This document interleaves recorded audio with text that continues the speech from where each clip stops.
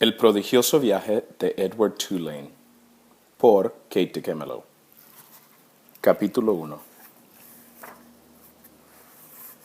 Érase una vez en una casa de la calle Egipto un conejo hecho casi enteramente de porcelana.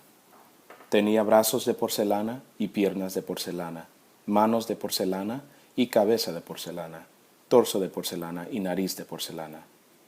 Sus brazos y sus piernas estaban unidos y articulados con alambre para que sus codos de porcelana y sus rodillas de porcelana pudieran doblarse, lo que le proporcionaba gran libertad de movimiento.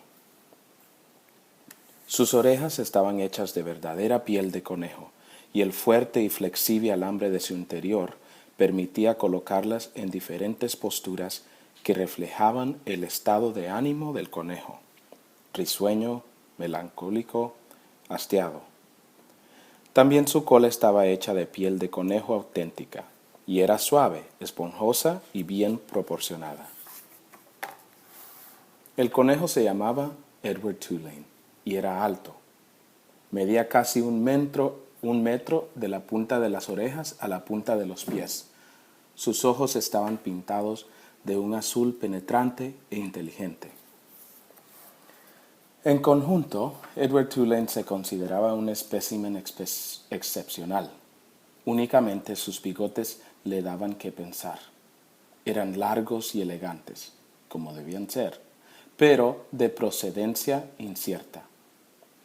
Edward hubiera asegurado que no se trataba de bigotes de conejo. ¿Quién habría sido su anterior propietario? ¿Qué desaliñado animal? Era una pregunta que no soportaba formularse a menudo. Y por eso no lo hacía. Por regla general, prefería evitar los pensamientos desagradables. Su dueña, una niña de 10 años y cabellos castaños, llamada Abilene Tulane, tenía casi tan buena opinión de Edward como el propio Edward. Cada mañana, después de vestirse para ir al colegio, Abilene vestía a Edward. El conejo de porcelana disponía de un extraordinario guardarropa compuesto por trajes de sedas confeccionados a mano, zapatos hechos a medida con las pieles más finas y especialmente diseñados para sus pies de conejo, y una amplia colección de sombreros que, gracias a sus orificios, podían encajarse con facilidad por sus largas y expresivas orejas. Cada par de bien cortados pantalones estaba equipado con un pequeño bolsillo para el reloj de oro de Edward. Abilene le daba cuerda al reloj por él todas las mañanas. «Ya sabes, Edward», le decía una vez puesto en marcha, «cuando la manecilla grande esté en las 12 y la manecilla pequeña esté en las 3, llegaré a casa para estar contigo». La niña sentaba a Edward en una silla del comedor que colocaba junto a la ventana, de forma que Edward viera el camino que conducía a la puerta de entrada de los Tulane. Después le dejaba el reloj sobre la pierna izquierda, le besaba en la punta de las orejas y se marchaba. Él se pasaba el día mirando la calle Egipto, oyendo el tic-tac del reloj y esperando. De todas las estaciones del año, la preferida del conejo era el invierno, porque entonces el sol se ponía temprano y cuando las ventanas del comedor se oscurecían, Edward podía ver su reflejo en el cristal. ¡Y qué reflejo era el suyo! ¡Cuán elegante figura componía! A Edward no dejaba de asombrarle su propia distinción. Por la noche se sentaba a la mesa del comedor con los demás miembros de la familia Tulane: Abilene, los padres de Abilene y la abuela de Abilene, que se llamaba Pelegrina. Cierto, las orejas de Edward apenas llegaban al tablero de la mesa, y cierto también, se pasaba toda la cena mirando fijamente el blanco segador del mantel. Pero estaba ahí, un conejo en la mesa.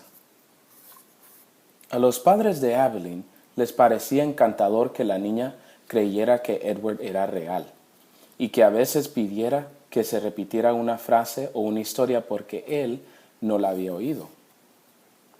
Papá, solía decir, me temo que Edward no se ha enterado de lo último. Entonces el padre de Aveline se volvía hacia las orejas de Edward y hablando lentamente repetía lo que acababa de decir en beneficio del conejo de porcelana. Y Edward, por cortesía hacia Aveline, fingía que escuchaba. Pero en realidad le interesaba poco lo que dijera la gente. Y además le tenían sin cuidado los padres de Aveline y su actitud condescendiente con él. De hecho, todos los adultos lo trataban con condescendencia.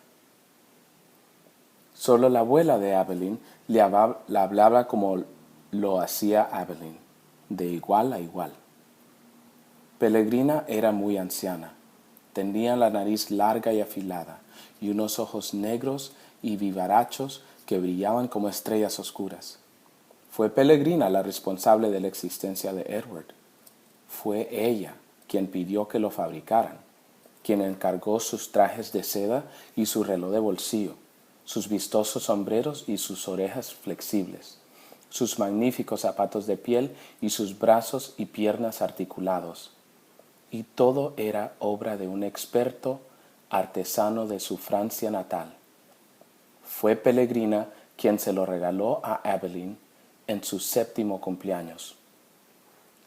Y era Pelegrina quien arropaba todas las noches a Aveline en su cama y a Edward en la suya. ¿Nos cuentas un cuento, Pelegrina?, preguntaba Aveline todas las noches a su abuela.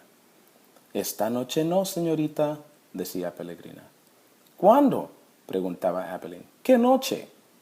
Pronto, respondía Pelegrina. Pronto habrá un cuento.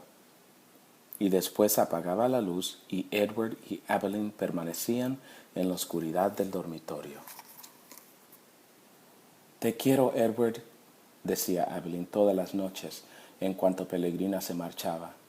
Decía esas palabras y aguardaba casi como esperando a que Edward le contestara. Edward no decía nada.